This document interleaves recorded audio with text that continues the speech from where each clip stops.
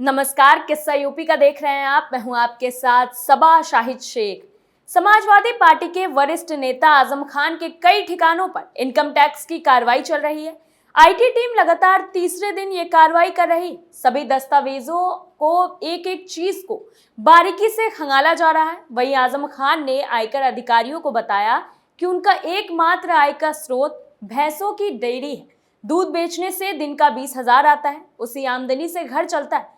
तो ऐसे में सवाल ये उठता है कि आखिर 20,000 रुपये में आजम खान इतनी ऐशो आराम की जिंदगी कैसे जी रहे हैं और महंगी महंगी गाड़ियों में कैसे घूम रहे हैं। इसी पर चर्चा के लिए हमारे साथ मौजूद है कैपिटल टीवी के एग्जीक्यूटिव एडिटर राजीव जी। राजीव जी, बहुत बहुत स्वागत है आपका। धन्यवाद।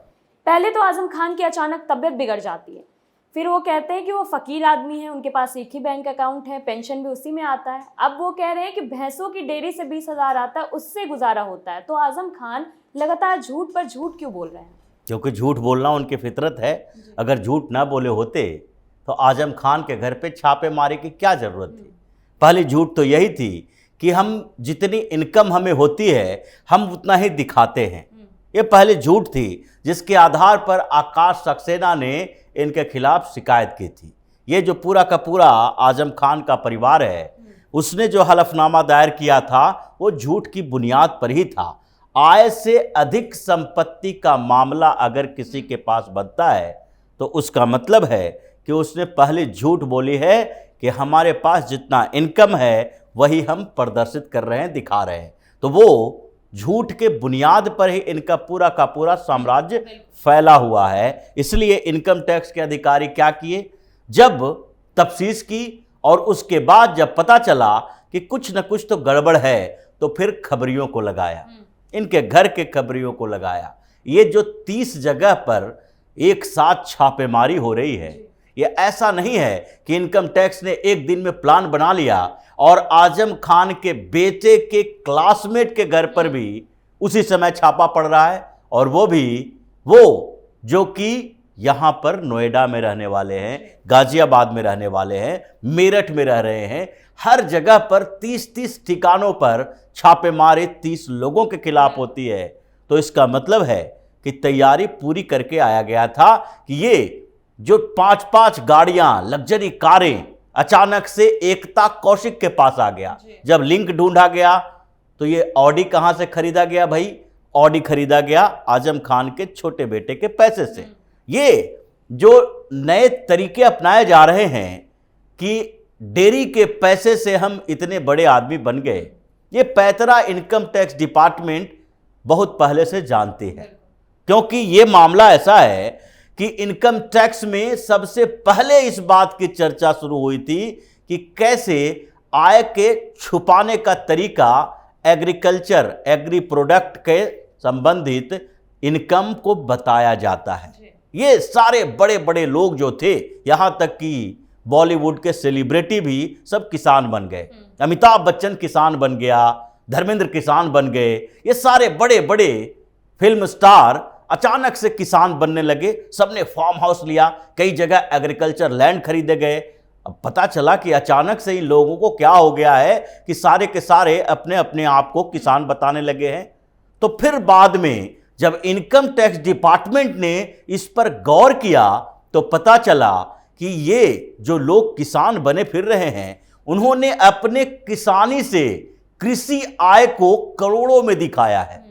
अब सारे किसान जो हिंदुस्तान के हैं वो तो भूखमरी के शिकार हो रहे हैं। ये पॉलिटिशियन बताते हैं कि ये सारे के सारे किसान हैं जो आत्महत्या करने पर मजबूर भी इसलिए होते हैं कि उनकी इनको आय नहीं होती है अपने फसल को बेचने के लिए। एमएसपी की मांग पर सड़क पर उतरे हुए हैं। और ये जो कुछ किसान हैं, सेलिब्रिटी से लेकर पॉलिटिशियन तक, जिनको डेयरी से फायदा होता है, अगर 20,000 ही मान ले तो 20,000 भी 6 लाख होता है महीने का आजम खान के इनकम जो डेयरी से दिखाया जा रहा है। और ये तो बताते हैं कि 20,000 रुपया पर डे के हिसाब से 6 लाख इसलिए बताना पड़ रहा है क्योंकि मेंटेनेंस दिखाना पड़ेगा।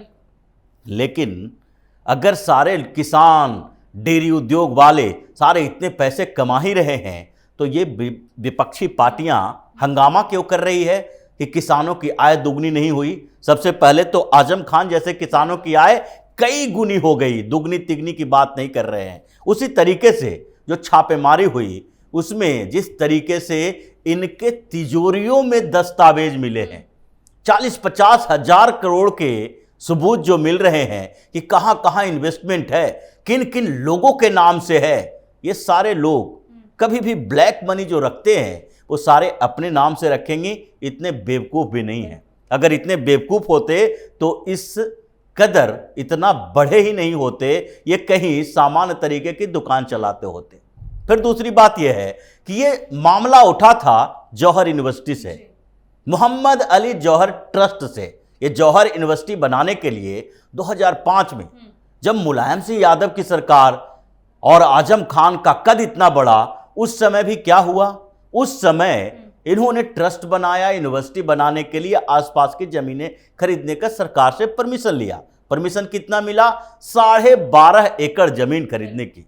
अब 12.5 एकड़ जमीन भी ये आजम खान कहां से खरीद पाते? ये भैंस के डेयरी चला के क्या इतने बड़े यूनिवर्सिटी बनाई जा सकती है? 12.5 एकड़ जमीन भी अगर खरीदना हो और उसके बिल्डिंग बनाना हो तो उसमें करोड़ों करोड़ का खर्च आता है। लेकिन इनको तो दिखाना था कि हम अकेले नहीं हैं, ये ट्रस्ट के माध्यम से बनाया जा रहा है, चंदों के पैसे से बनाया जा रहा है। इसलिए ट्रस्ट बनाया मोहम्मद अली जौहर ट्रस्ट। और ट्रस्ट के सबसे प्रमुख कर्ता धर्ता कौन है?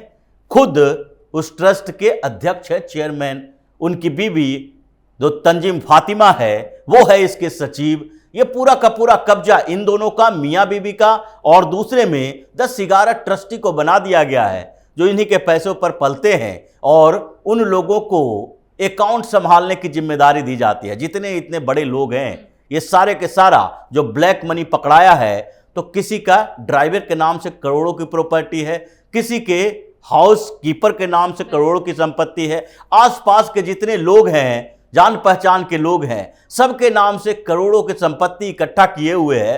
पता भी नहीं है उस बेचारे को कि मेरे नाम से इतनी संपत्ति है, नहीं तो फिर हम ये ड्राइवर की नौकरी क्यों करते। आजम खान भी यही कर रहा था और उसमें 12.5 एकड़ से इनका मन नहीं भरा। जबकि जो एसडीएम ने इस बार इन्वेस्टिगेशन किया उसके ऊपर, तो पता चला कि बिल्डिंग तो बहुत कम क्षेत्र में है, करीब करीब 7,500 स्क्वायर मीटर में, लेकिन ये जो कब्जा करके रखे हुए है वो है तकरीबन 176 एकड़ जमीन। ये 12 एकड़ जमीन धीरे धीरे बिना गवर्नमेंट के परमिशन से इतना बड़ा कैसे हो गया और उसका पैसा कहां से आया?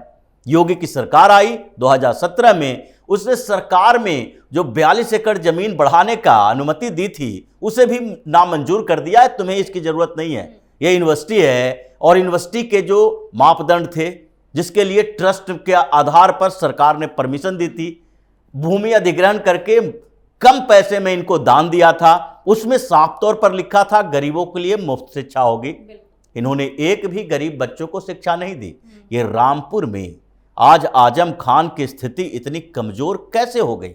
वहां के सारे मुसलमान नाराज हैं, जमीन तो उसी की गई है। यहां ये बार बार जो बड़े बड़े अच्छे अच्छे शब्दों से मुसलमानों की तारीफ, मुसलमानों के प्रताड़ित होने की बात आजम खान करता है। ये सबसे ज़्यादा प्रताड़ित तो इसी ने किया, तभी तो आज रामपुर जैसे जगह पर विधायक कौन है? आकाश सक्सेना। ना कोई आजम खान है, ना अब्दुल्ला खान है, न कोई और खान या पठान है, वहाँ आकाश सक्सेना है।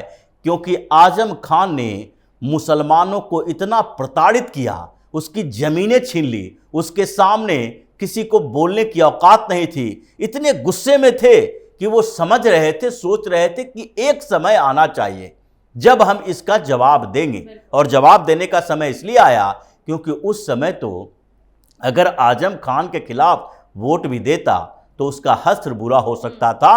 अब लगा कि आजम खान की प्रशासनिक पकड़ है वो भी कमजोर है, आजम खान सरकार में कुछ है नहीं, योगी सरकार उसके पीछे है, उसके एक एक कुकर्मों की सजा देने के लिए तैयार है। इसलिए इस बार कई तरफ से ये काम किया गया।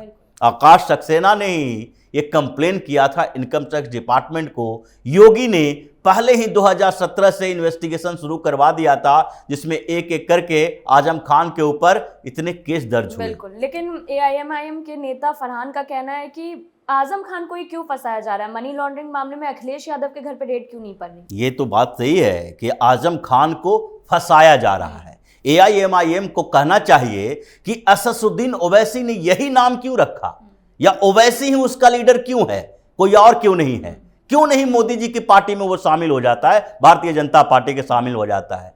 अगर कोई अपराधी का अपराध जिस समय सामने आएगा उस समय उसके ऊपर एक्शन होगा।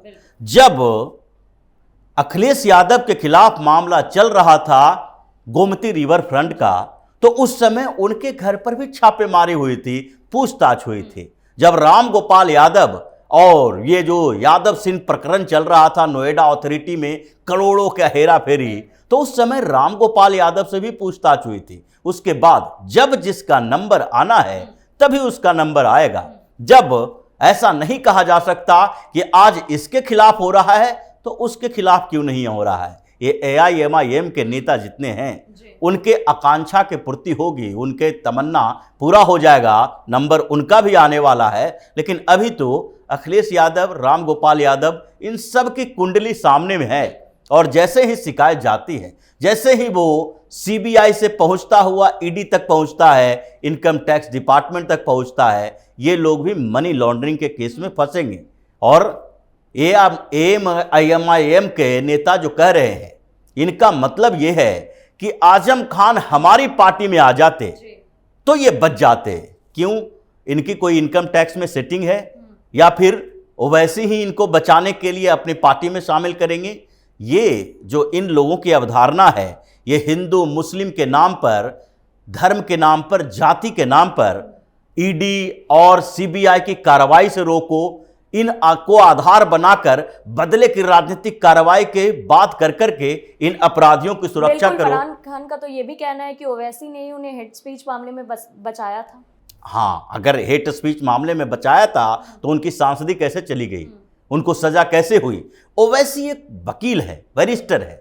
अब कपिल सिब्बल अगर बोलना शुरू कर दे कि हमने तो इतने लोगों को बचाया, लालू यादव को बेल दिलवा दिया, अभिषेक मनु सिंह भी बोलना शुरू करे हमने तो ममता बनर्जी को बचाया, अभिषेक बनर्जी को बचाया, सोनिया राहुल को बेल पर बाहर किए हुए हैं, तो ये ओवैसी का पेशा है वकालत करना।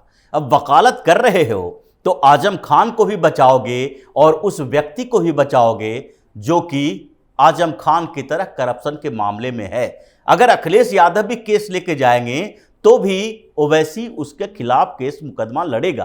तो इसलिए ये कहना कि आजम खान को हेट स्पीच के मामले में बचाया क्या? जब उसकी सांसदी चली गई, सजा हो गई, बेल पर बाहर है, कभी भी सजा पूरा करने के लिए फिर से अंदर जाना पड़ सकता है। तो ये आजम खान के घर में जो साम्राज्य किला बना हुआ है वो धीरे धीरे दरकने लगा है।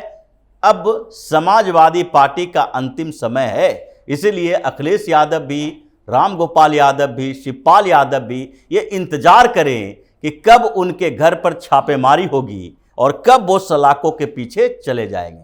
बिल्कुल, बहुत बहुत धन्यवाद आपका तमाम जानकारियों। धन्यवाद। तो देखा आपने किस तरह से आजम खान लगातार झूठ पर झूठ बोले जा रहे हैं। पहले उनका कहना था कि वो फकीर आदमी है और उनके पास एक ही बैंक अकाउंट है जिसमें उनकी पेंशन आती। अब आजम साहब का कहना है कि भैंसों की डेयरी से जो 20,000 आते हैं उनसे उनका गुजारा चल रहा है। हालांकि ये सब सुनने के बाद आप समझ गए होंगे कि जाहिर है एक झूठ को छुपाने के लिए 100 झूठ बोलने पड़ते हैं।